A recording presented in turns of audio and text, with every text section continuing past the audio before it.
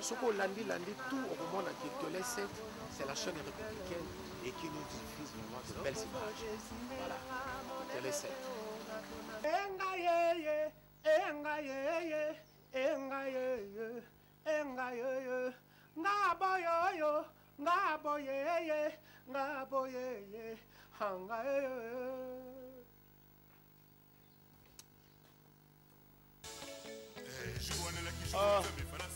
Mutaka nena neseni. Kosomba taninga munga na neseni. Esengwa nini? Pona na télé républicaine. Je vais vérifier la qualité d'image solo télé 7. Donc télé moko zaka ni à gauche ni à droite, toujours au centre. Ba finga batute awa. Awa ba finga batute. Ça dit qualité d'image ato lala ata pongi miso et ça télé 7 télé. Donc ça va blague pas mususu. Donc le travail est bien fait. On a un loba. On a un lobby. Et ça n'est pas un lobby. Boucle.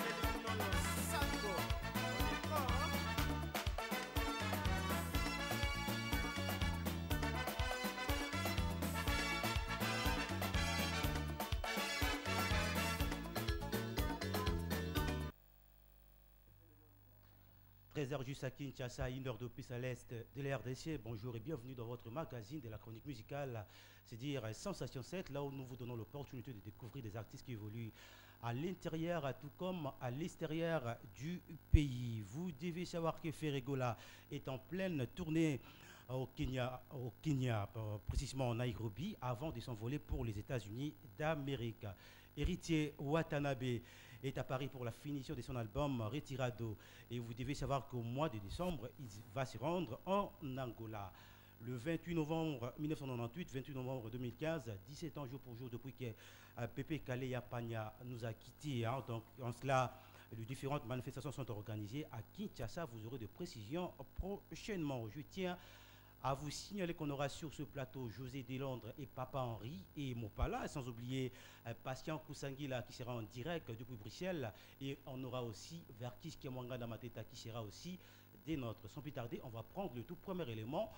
Les temps pour moi de remercier d'abord la grande équipe qui nous accompagne cet après-midi, Joël Mabaya, Joël Dubois qui assure du côté de la réalisation, Fiston Bouine, ennemi du peuple, et qui est à la prise de vie. Et sans oublier Eddie Kassamba qui assure du côté de la radio républicaine sur 106.1 MHz. On va prendre le tout premier élément et moi, je vous reviens juste après. C'est parti.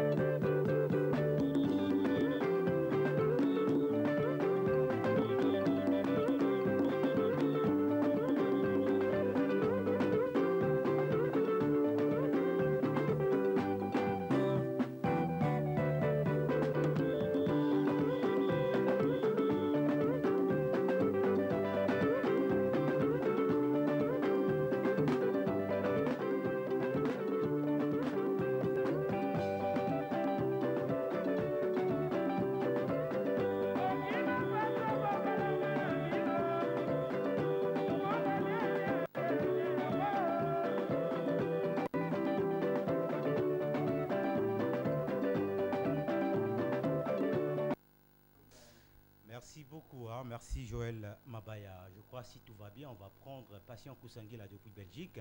Je pense que Bomoni Bélément, hein, Bomoni Nostalgie. Dernier concert à Wingi, en Côte d'Ivoire, avant qu'il y ait dislocation et Salama. Donc, on a un concert où il son habit, et puis avant, d'abord, il y a Jimmy Piana. On peut prendre Patient Kousangui là depuis Belgique, si tout va bien, du bois. Ok, les temps, Joël Mabaya Zako s'apprêter, donc je tiens à vous signaler qu'on aura sur ce plateau José de Londres, José de Londres et puis Papa Henri, c'est-à-dire Panzi au bon sang de Yochi derrière moi ma foot et vous avez bien parce que c'est qu'ils a rassuré et puis aboué ma vérité mon sous n'engage à la répi mon pas là pour la groupe il y a Victoria Eleison. On peut prendre Patient Kousangui là maintenant. Allô? Ok, c'est bon, les temps que Joël Mabaza pour s'apprêter pour tous les patients Kousangui là. Alors mon pas là, bonjour et bon dimanche. Ouais, certes, la noblesse est certes à tous les Congolais, certes à Paris, Irlande, Londres, Suisse, Pologne, et puis à Suède, Angola, et certes. Oui, que si vous, mon pas là, oui, que si vous, directement, image, il y a qui s'est mené à la Rabango. D'abord, qui s'est rasé en dernier mon pas. Ah ouais, donc moi, mon pas là, en qui à la fin, donc quand j'ai entré à la Victoria, c'était comme un bagarre. Parce qu'il y en a. Patient. Allô? Allô? Allô, oui, je suis là. Oui, bonjour, Patient Kousangui là. Bonjour, moi, c'est la noblesse. Bonjour. Alors, un grand plaisir pour la mission à Rosanayo Lelo. D'abord, à bonne santé, Nayo, Kounesi Kozali, la Belgique. Oui, par la grâce de Dieu, ça va, ça va bien. Ça va très bien, merci. Merci d'avoir pensé à moi. Merci de m'avoir appelé, invité sur le plateau, bien évidemment sur le plateau, mais bon, merci quand même d'avoir pensé à moi. C'est gentil de votre part. Merci. Oui, c'est vrai parce que le public, c'est un surtout le Kayo, Patient Kousangui, il y a figure emblématique, il y a groupe, il y a Wingi, il y a clan Wingi. Les actions tout le monde allait Makaba, tout le monde dit Didier Massela directement tout le monde. Mais après un temps, Patient Kousangui là, qui est mingi mingi penakin, on dit nous va pourquoi d'abord choix en érotique à la porte puis vendre. Bon, c'était pas, disons, ma circonstance, il y a Vikaka. À l'époque, quand on a qui n'a pas maison mère, n'a début des années 2000. Bon, on a sorti un problème à casser la santé. Alors, il s'en a dit que quand on voyageait dans Angola, on a un problème à casser la santé. Après, bon, ils ont dit qu'il a sali moi quelques jours. Donc, ça, c'est il y a très longtemps. Hein, dans le début des années 2000. Et puis après, il fallait n'aller boyer pour la santé. Bon, ça dit que santé permettait de soutenir continuer à Bango. Oh là, je crois la technique assez caprice, hein? Donc Joël Mabaya a rebondir pour tous les patients Kousangui là parce que nous on n'entend pas que Bakba Koufa. Oh, nature à Congolais à Ramouta Koufi après Boyo Zalaki Boazaki non non on n'attend pas. Je crois dimanche parce que au moins là qui Burkina Faso au passe à la 1 plus la Wingi musique à 4 tout terrain allant de à Londres pour occuper patient mais je crois les temps Joël Mabaya Zak bon c'est la busso son Makamoto est normal pour tous les Kousangui là depuis Belgique. Alors mon pas là Yoba qui s'est mené à jouer en Nini. Ouais, c'était comme un bagarre. Donc, quand j'ai entré à la Victoria, donc j'ai été voir les Zoé et puis souhaiter les beaucoup là et puis il y a les jeunes frères qui étaient là-bas. C'était bagarre avec les bureaux parce que là-bas c'était pas difficile. Les bureaux cherchaient les paris, les musiciens aussi cherchaient les paris. Qui sera resté? Donc, chercher les paris, on a dit non, le voyage. Donc, les musiciens cherchaient les voyages, les bureaux encore cherchaient les voyages. Donc quand tu viens, nouveau personne dans l'orchestre, tu seras donc chercher les nganga, parce que ça les nganga, tu ne seras pas entré. Mais comme je te connais chanter, je te connais danser, j'ai entré facilement.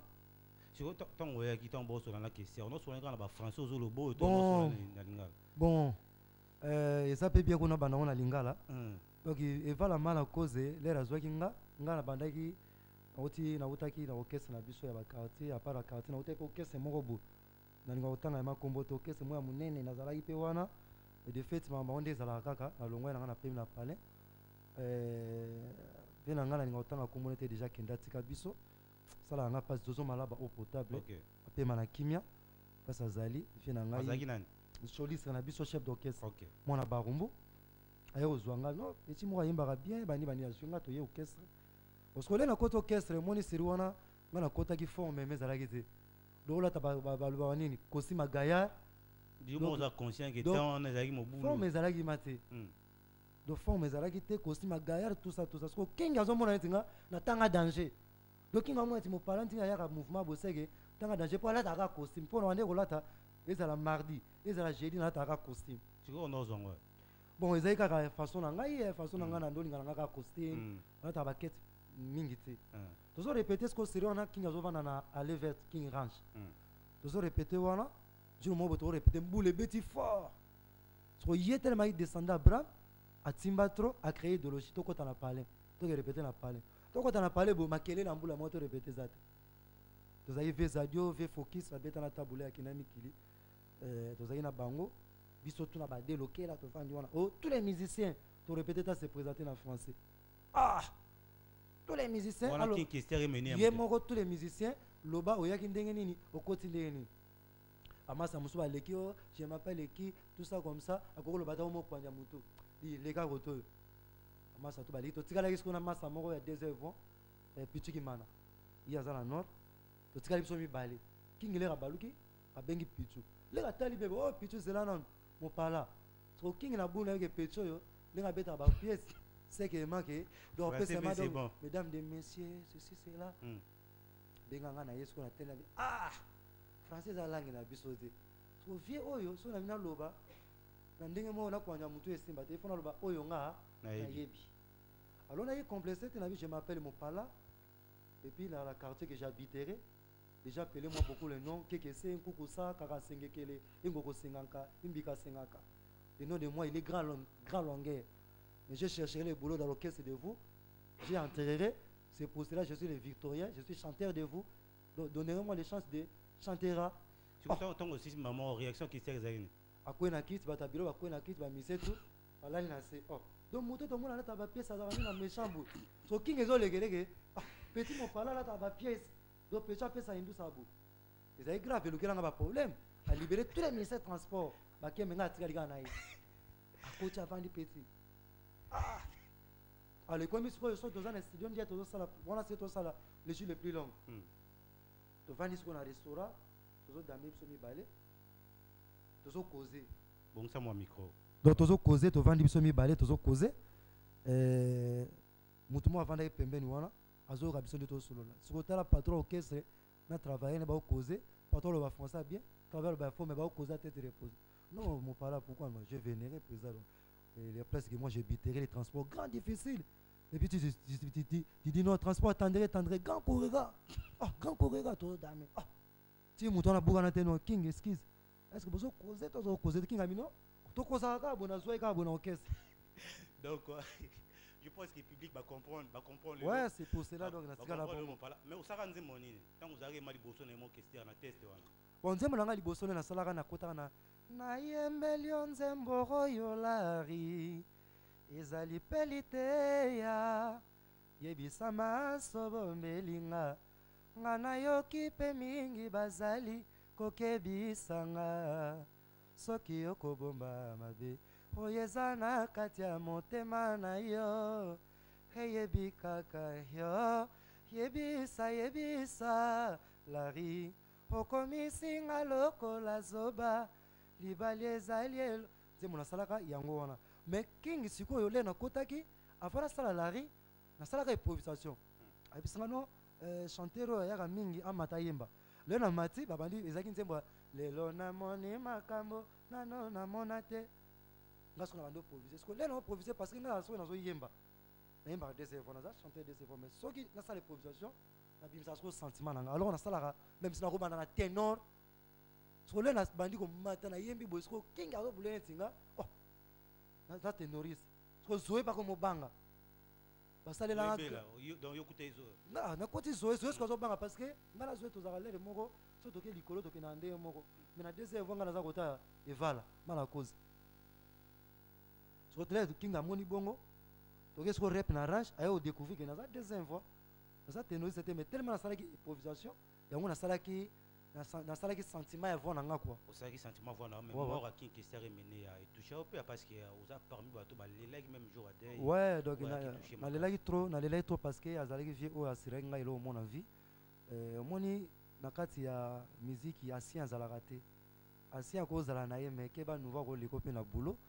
Donc ngale nayaki nakutaki bazoué tozalaki na bango tozalaki na batoni batoni ambroso amulos kanto bapituki mana nazalaki na problème moko boye ya difficulté bon nakoyemba mosusu 3 chansons 2 chansons siko lere bango bake poto siko king lere bango batikaki na poto king aye tobandi siko boulot na ye aye koregrete ke ne fallait pas natika mopala pe toza grand chanteur donc petit oyebi chant et puis oza na timbre na nga on a vu m'dayebisanga ye kutayebisanga ke na timbre tabule petit oza timbre moso na zwi timbre oza nango danger ngazo na kama avec nga grand pêtre ayemba danger ma yisanga bon OK ayebi elongo nini nga nazo na vonga na za nango lelo kana yebisanga bablo epesa mutu makasi ya epesa nga mutu makasi te nga elo esala bien esala nga eza lelo bana to yaki kinga yi vivant so kinga zali avant matna podium mopala ichon so ramati uwe mopala ndeni place nga na osala ti osala ngo banda chant to sala kutula musu ba je mama pate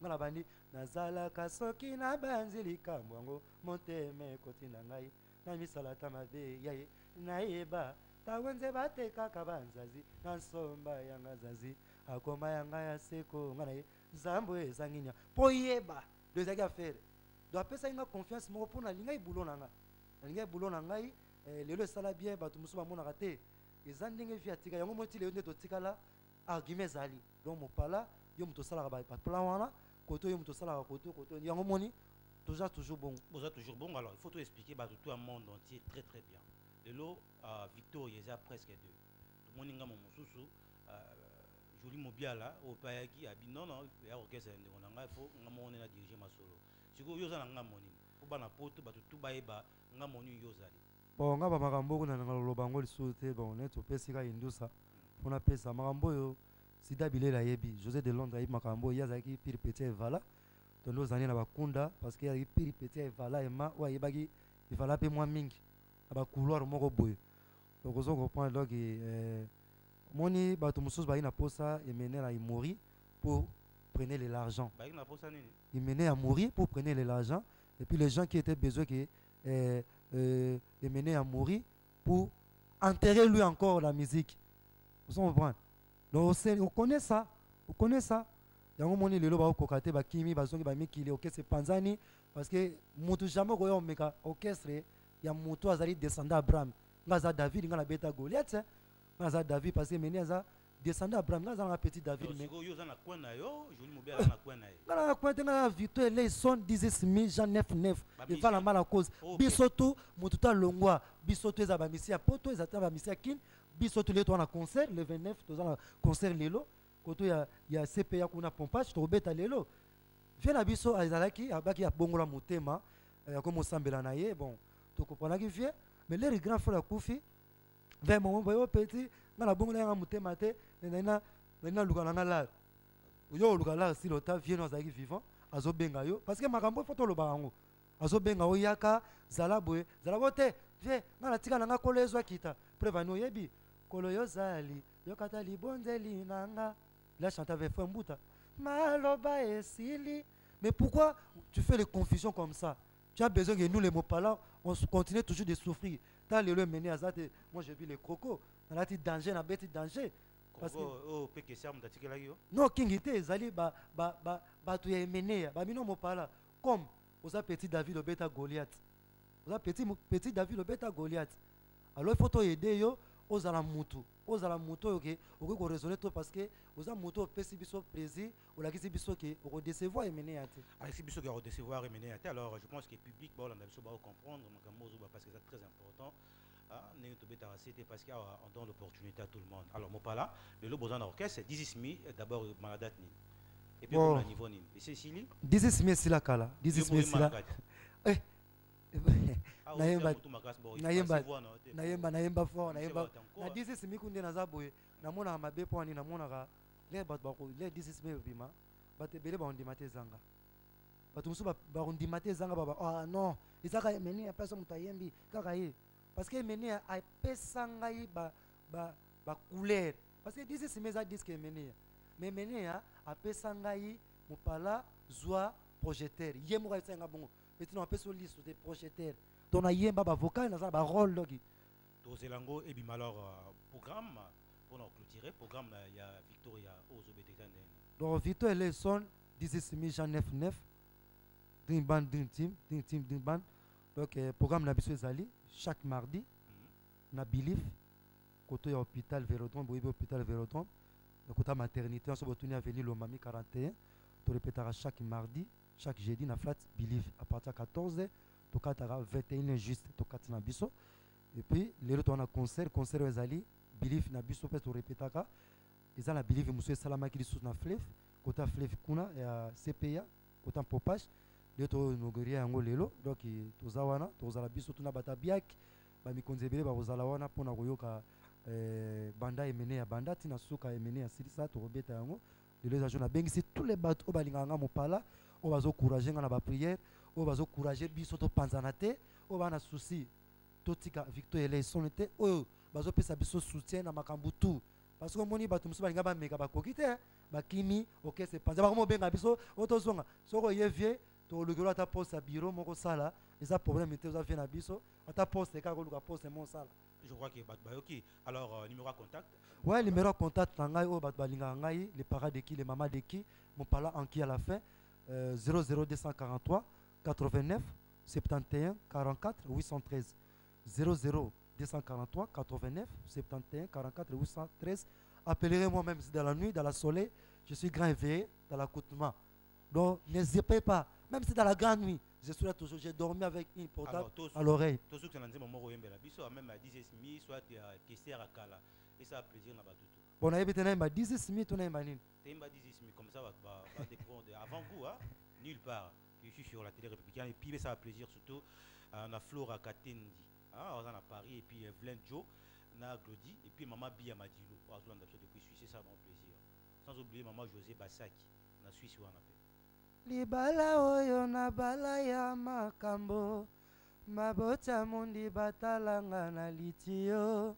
babosani nga na bima na miso ya bato nalinga mwana na bango babengi ngai moloni ya benevola ngai nasala po bango baliaka susi ya mama susi ya tata na ngai libala oyo na bala ya bozoba babota mundi bafinganga na monoko ya mboka kase jiboy nyangala kata oyaki na nini susi ya tata na ngai yango na deside nakende na nga na mikili nazala elwanye na bamaso oyo balingaka ngai te kasi mama na nga kolela te mama nzambe po mobembo nakei eza nango liwa te kuna c'est difficile na prefere na nga mikili nazala elwanye na bamaso oyo balingaka nga te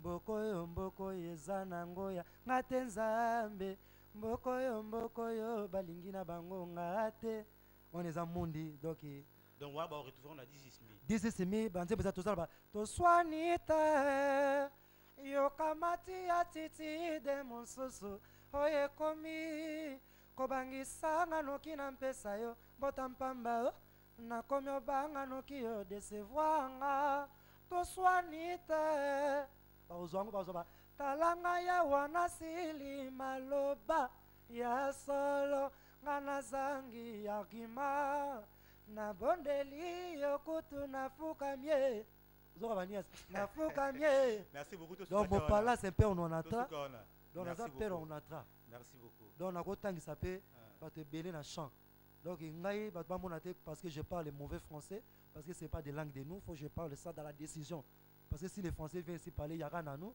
ndenge nini donc on a le barabon et on a zo remercier na kumisi mingi ba vient na ngai mais tu dis cap de merveille azo pesa nga ba félicitations abenga nga merci kulutu ndongo encourager nga ezala bongo moni bato be ba yeba te ce que ba comment comprendre que mon pala akotangisa ba tout chant donc ça père on atra je pense que tout va comprendre merci beaucoup mon pala je pense que moi dédicace ouais ndenge ezalaka comme habitude on pesa Gypsy Sial on appelle ça Trésor Batmanito, Popage on appelle ça Bienvenue Pamara on appelle ça Vienanga na boire na vocal Port de Doline âge avancé et puis na bosanité na ba na bon marché dolé à Titsabeli Zoleka Tom Sekaba Kabakibi Kobo na bosanité na Londres à Bazé Belé Guilherme Lukaya Guilherme Lobby Sami Bitumba Loke moi Permel Michel Jean Maye les gens na foule maman Odette Moke merci maman na ndenge ozosala mpona nga boze ebele natanga te mais baprière na bino ezosala en tout cas tokodecevoir te 16 mai ezobima nango tobandaki déjà baclip basurprise eza na décembre tokoloba te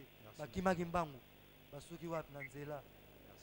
Merci Mopala, je pense que c'était bien, hein? Moi vocal Mopala, c'était bien arrangé moi quand la Suisse et puis maman Nana Makoto dans Londres, on a sans oublier Dadi Lukaya, hein? Qui me doit contrôler pendant le problème pesate. Je pense que vous allez inviter la biso d'ici. Oui, allô. Oui, allô. Oui, je suis là. Ok, patient Kusangi là, Zongeli biso alors au bail que tikali na poto, tikala qui à cause de malade, c'est ça? Oui, tout à fait. Ok, alors, vous continuez toujours comme ça la musique, vous changer à Masolo Moussou? Si, la musique, il m'a continué quand même. Mais sous une autre direction, hein, le directeur que j'avais à l'époque, il a le soumis mon athée. Mais ça continue quand même dans la direction Moussou. Côté Kala, après, j'ai beaucoup appris beaucoup de choses. Hein. J'ai compris beaucoup de choses par rapport à mes toilettes qu'aujourd'hui on a dans le déco. Bon, voilà, c'était bien, mais quand même, il y avait certaines choses que vous allez que tu as placées. Mais dans le j'ai pu comprendre beaucoup de choses techniquement. J'ai beaucoup amélioré ma façon de travailler. Et puis voilà, on a un guitariste, bassiste, chanteur, on a fait arrangeur, on a fait la prise, on a fait la mix. Donc voilà, je me suis un peu perfectionné dans le domaine.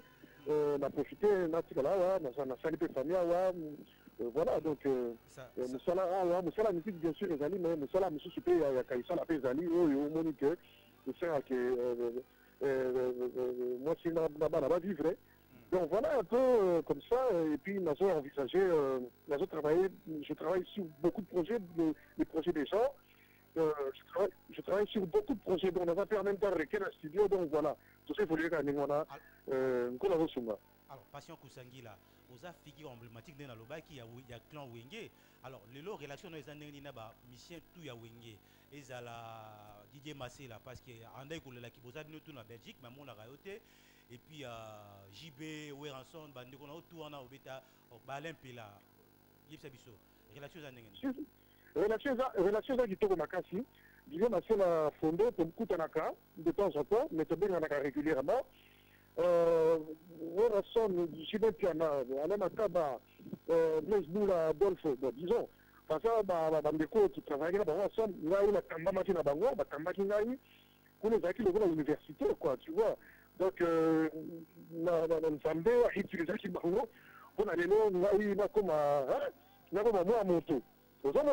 Mais nous gardons de très bonnes relations. D'ailleurs, j'en profite pour représenter les condoléances pas à Jibin Piana, pour Naoka qui Nekinanga, il Baja, Otaïkokufa. J'en profite pour présenter mes condoléances à la famille biologique Yabaja et puis la famille il y a BCBG. Selon la été dans le Gengandu, a expliqué mais bon, voilà, et ça va mon corps en colo. Et c'est une école dans la circonstance, surtout que ça va ensemble. Mais sinon, bis sur la banque, tout ça bien, voilà, la icône, il y a la musique, il y a Congo, il y a son Chibé Piana, les lots, la icône, quoi, les lots, voilà, ceux qui. Parler dans Congo, ma génération, il y a Bissot, après ma génération, d'ailleurs, je sais, les gens sont là, dans le piano, de la Simi Masolo, mais voilà, donc j'ai beaucoup de respect. Vraiment, non, j'ai vraiment beaucoup de respect. Nous entretenons de très bonnes relations. Alors, Patient Kusangi, là, sentiment dans les années, parce qu'il faut qu'on se le dise, tant que Bazoua qui fait rigolo la Sika, na Wenge musique à 4x4, aux acquis parmi mon tour, on est au Sonic Bajen. Je me souviens, aux acquis chaque fois qu'il y a des concerts, il y a Wenge, na yo ensemble, soit répétition, il faut que tous les gars qui montent doivent faire rigolo, le lot fait rigolo, dans le temps Hervé, le lot fait rigolo comme parmi les grands musiciens. Yo tant qui doyen, on peut encadrer qui va jeune et bien qui ils à la base mangana papi, ils à la base ségué, bah tu bien bah classement encadré bango. Sentiment dans les années tant qui doyen, il y a clan oui. Mais Magambo Frère, moi je savais qu'il deviendra ce qu'il est aujourd'hui. Moi je savais, puis je le disais à l'époque, que toi tu seras grand. Parce que Nassim Amona qui profile naïe, Nassim Amona qui profile naïe, par rapport à son profil, je lui avais dit que, écoute, par rapport à ton profil, je sais ce que tu deviendras dans 15 ans. Je lui avais dit, s'il se souvient, de ce qui a qualifié je le savais. Comme on a eu une boye, ils ont surprise pour nous. Techniquement, il a une grande voix. Voilà,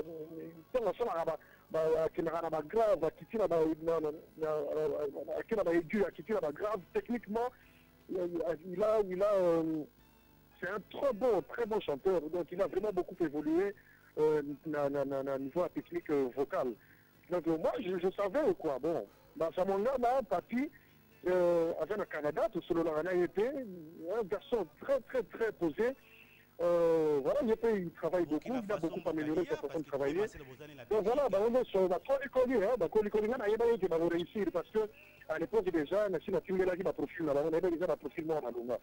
Alors, on a un programme à Kinshasa parce que Batupé à Kinshasa est belé et puis Banabanda, là, tu profite de choquer le moto. Beaucoup de gens qui clair le mode ainsi que Papingo en Afrique du Sud, puis Bambote ici à Bazali. Mais est-ce que le projet peut rejoindre Papingo en Afrique du Sud, ce que le mot on peut à Paris. Mais est-ce que le projet rejoindre à Kinezali, il y a un peu d'organisation pour soutenir les jeunes au bazar, bazo betaper guitare. Bon, qui ça, les jeunes, les gens ont bisoté, les jeunes, les gens écoutent dans la nouvelle technologie, bisoté travail, bisoté pour la musique, la bisoté à la balle, la guitare à l'oise et tout ça. Les jeunes, les gens ont un avantage par rapport à bisoté parce que, écoute, on a la nouvelle technologie, le programme, le logiciel, la musique, les autres. Bon, et puis, on a appelé les jeunes en haut, ils ont déjà ma base, par rapport à bisoté, il faut le dire. C'était le seul qui était le maître du groupe. Vous comprenez? Mais déjà bien, on a un jeune talent, on a les réseaux sociaux, on a Internet, on a un jeune talent. Mais ce qui est ça qu'il faut encadrer, bon, on verra bien, hein. On verra bien, il n'y a pas de problème. Hein. Alors, Passion Kousangil, qui avant Wenge Beta, ton nom on Beta d'abord, c'était d'abord Alain Makaba et puis après yo, qui vraiment monopole, chaque concert il faut Beta, variété na yo. Même concert il y a Wenge na Kassav, aux moto marqué qui même Jacob de Paris par rapport à l'interprétation na yo. Lelo, est-ce que vous avez projet de réaliser album Yomoro pour que le public va face cacher na yo côté chant? Si, au moins il y a un temps pour tout, hein, il y a un temps pour tout. Mais non, la colis, même techniquement, mais bon, pour réaliser le projet, je travaille sur un projet à Moko, mais ça a beaucoup de moyens, ça coûte trop cher, et ça a beaucoup de moyens. Bon, mais il y a un quadre Kepler 42B, la Loana est intéressant. Bon, total, on a contact dans la maison de production. Parce que nous avons cocaté, quand on a 10 heures, on a foutu à 1000 et quelques euros, ça coûte trop cher. On a reçu la Moussala, et puis on a reçu à la porte, il y a un producteur, il y a un label, il y a un quadra, on a reçu à Ndimi A. Mais ça, c'est là, quoi. Comme ça, bon. C'est ça, moi, support, il y a bien, quoi. Mais vous avez la rumba, mélange. Vous avez un peu mélange, il y a des styles belés, il y a des rumba, il y a des zouk, il y a des mini, tout ça, vous avez la mélange à biloko belé. Je travaille sur ça dans les malènes. Je crois qu'en tout cas, Colorado a égalé beaucoup pour les Cambo et Simba. Alors, pour la précision, pour clôturer, Jules Bavon Mambou, le grand monsieur à Paris, et puis maman Nana Takaza. Donc, Bazo Landabisopé, précision, est-ce que le clan Wenge, to musique et foutio? Puis ça la précision là parce que Julie Maya la pas tout qui m'a là. Est-ce que le clan Wenge et puis musique Oyo Sali est-ce que foutio? Pardon, tu sais qui clan Wenge Koufi? Et foutio tant que artiste musicien parce que le artiste c'est bien faut me voir pauvre. Bien succès là-bas. Ah là, ça c'est une très bonne question. Bon, Bon, et footing, je peux dire, voilà, bon, voilà, on a évité comment on répondre. Oui, oui, parce que sur les lois, on a connu passion que Sandy là, et ça pour la Winger, hein, sans la reconnaissance. Bon, bien que nous avons